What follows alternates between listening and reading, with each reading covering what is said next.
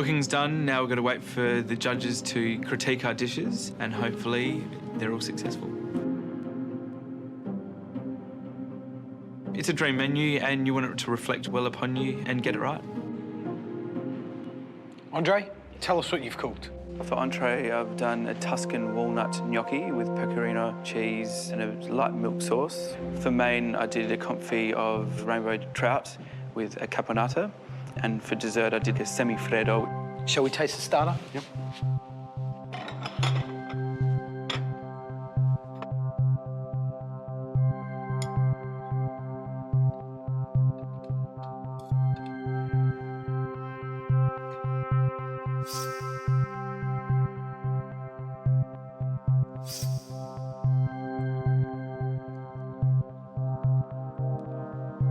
The gnocchis themselves are lovely, and you can tell they're homemade, and it's a great job. I like the idea of a milk sauce. Honestly, I've never really seen it before, so I'm excited by it. That gnocchi with that walnut flavour is fantastic, and it deserves a better home than something that's a hangover from an era where people over-garnish plates. Where did you get the time machine to whiz back to 1989 and find yourself a cheese basket? Because I have not seen one of those for 20 years. All I can say to that is, I had it in Tuscany 2 years ago, loved it, could be seen as kitsch, but I still stand by my decision.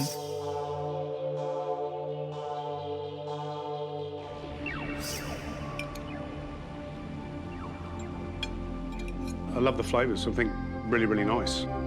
Trout's cooked perfectly, and the caponata's really, really tasty.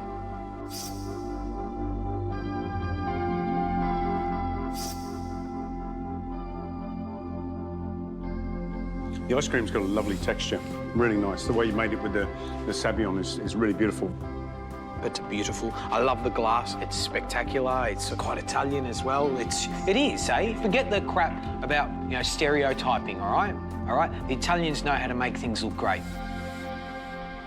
Andre, we've tasted 3 dishes from you. Now tell us, how are they representative of your vision?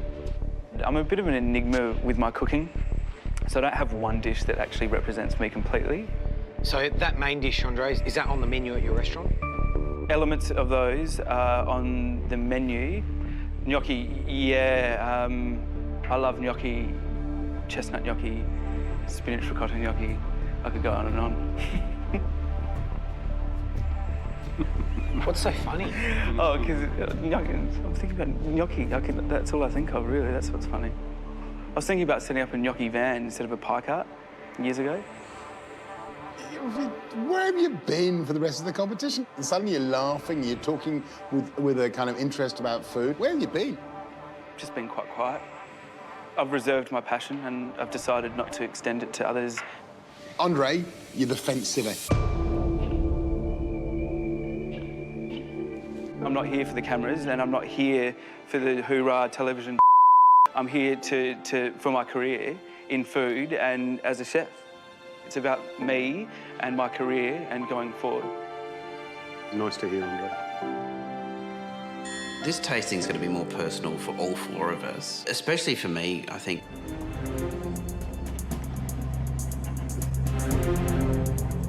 So I'm actually putting in front of them 3 dishes to represent me, where I'm going and what I want to serve in my Beer Mason restaurant, and that's a big deal. If they shoot it down in flames, it'll be heart-wrenching. Chris, tell me about your 3-course meal. Entree is a stuffed duck neck sausage with a parsley salad. Main is half a roast pig's head, and dessert is biramizu. A biramizu. Biramizu. Now, tell me how this fits into this image of a little beer bar, European in feel. I like the idea of unusual, rich kind of food, stuff that really goes well with European-style beers. And I do believe in the whole nose-to-tail approach. I do like to use all the bits of the animal, hence, using the duck neck as a casing, using the pig's head. I mean, the cheek is just such a beautiful, succulent piece of meat that's very underutilised. Your vision's very strong. It all comes down to the taste. So, Georgie, please, the duck sausage.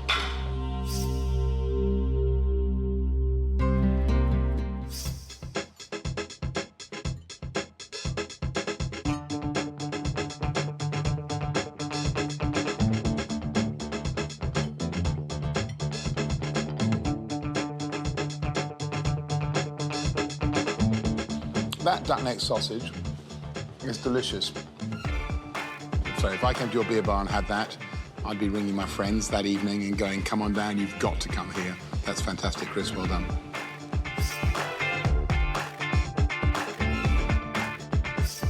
Well, Chris, to your main course of pig's head. You bought it, you serve it. Thinking, oh no, this could go really pear-shaped because it's not the easiest thing to serve. Oh, the sound. When the knife cracked through the crackling and they heard the noise and they went, oh, you know, that was a good start. Can I tell you, that just smells absolutely beautiful. It's like this beautiful stock.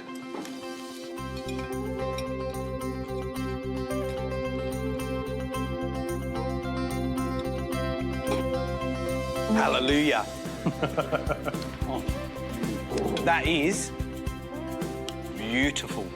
Beautiful, beautiful, beautiful. It's you on a plate.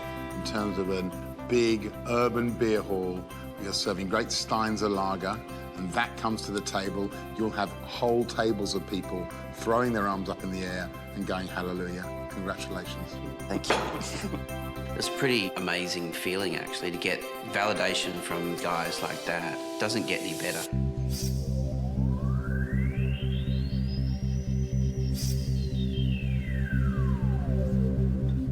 It's lovely and sweet, and then you get that little overtone of that chocolate beer at the back there. Brilliant. I could eat the whole glass. What can I say other than Biramizu?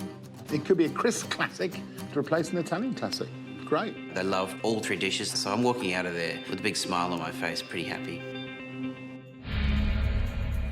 It's my turn to take my dishes to the judges, and look, I am nervous about what they're going to say to me today.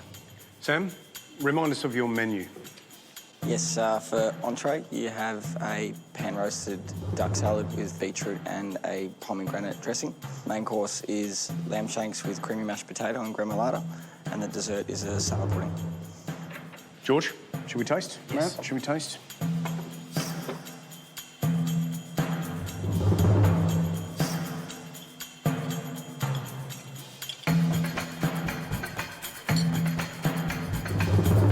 The only thing I'd say is a bit of confusion of seasons there.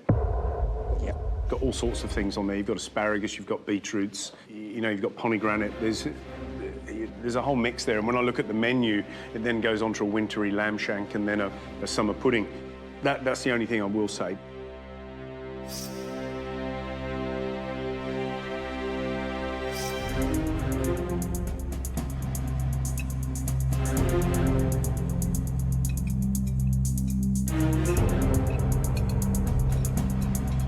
This dish, it's a lamb shank. It's something that, you know, you want to fight over the bone and sort of pick it up and start sucking on it.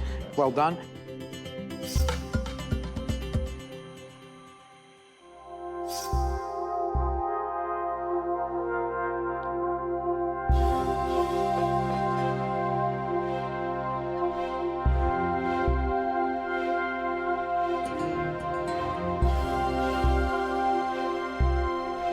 It's not really a classic summer pudding, but it's good that you're moving it on.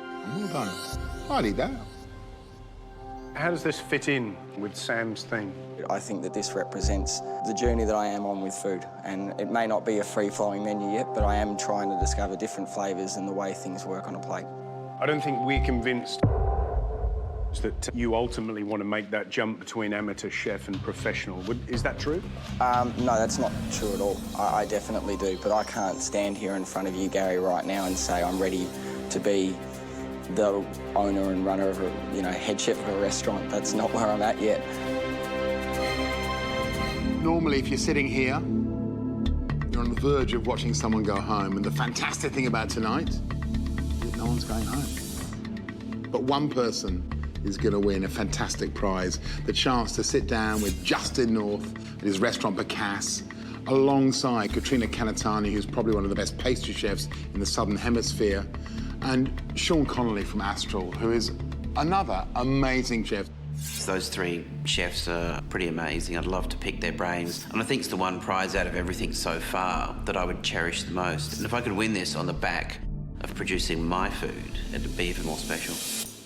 Today really has been all about the vision you have, how your food, the food that comes from here, connects with that vision. Now, Sam, that was the weakness today. You haven't won the challenge today. These three other people sitting beside me here have a very clear vision of where they want to go with food. I can't help but feel slightly guilty that I don't. Julie, you're not alone in struggling to find the balance between restaurant cooking for the home or home cooking for the restaurant. Having said that, the pudding that you put up, that was elegant, sophisticated, simple, and a real pudding, is the sort of Julie that we'd love to see more of. I'm sorry to say, you haven't won today. I'm definitely going to go away and have a think about things a lot more deeply. If I can get the right balance, then I'll be okay. Andre, Chris, that leaves you two. You produced two of the best meals today by far. And one of you will win today's challenge. Andre, this theme, this Italian theme, was reflected well in the meal that you prepared for us. The gnocchi was beautiful. It just was a little bit out of touch in that silly Parmesan basket. Your main course was delicious. The caponata was fantastic. And I think the trout worked perfectly. And your semi-freddo was popular on all three counts, so well done. I think what we'd like to see is you articulating where you want to go and what you want to do with this thing. If they want me to talk about my concepts, I can and I will in the future, but it's important that first and foremost, I'm here to be a chef. Chris, that pig's head, it was crisp, it was delicious, it was soft, it was yielding, and that cheek was absolutely fantastic. And together, your whole menu worked brilliantly well. I think your vision is clear for everybody to see. We can all visualise that beer bar, we can see that dark wooden furniture, we can see, or I can see, that line of beer taps stretching far off into the distance. Little tapas items to that pig's head rolling out of the kitchen. Chris, you've won today's challenge. Congratulations. Well done, Chris. Well done, mate. Good Good job. stuff. This is why you won. You've got a concept, you're passionate about it, and you executed three beautiful dishes that flow. How's that feel, Chris? It's amazing. To get the opportunity to cook my own menu's been unreal, and to get the approval of you guys, and yeah, it's incredible. Great. Thank you, guys. Thank you, guys.